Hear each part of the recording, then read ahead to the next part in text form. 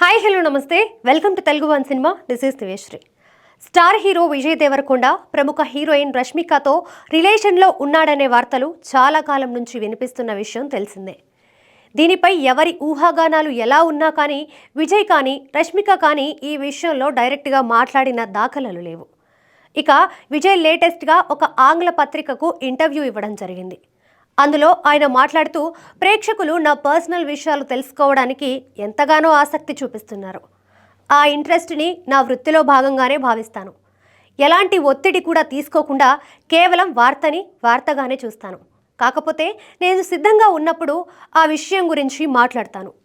ప్రపంచం తెలుసుకోవాల్సింది ఏంటంటే ప్రతి ఒక్కదానికి ఒక సమయం, సందర్భం ఉంటుంది. అపరిమితమైన ప్రేమ ఉందో లేదో నాకు తెలీదు. ఒకవేళ అదే ఉంటే బాధ కూడా అంతే స్థాయిలో ఉంటుంది. మీరు ఒక వ్యక్తిని ప్రేమిస్తే బాధని కూడా మోయాల్సి ఉంటుందని చెప్పుకొచ్చాడు.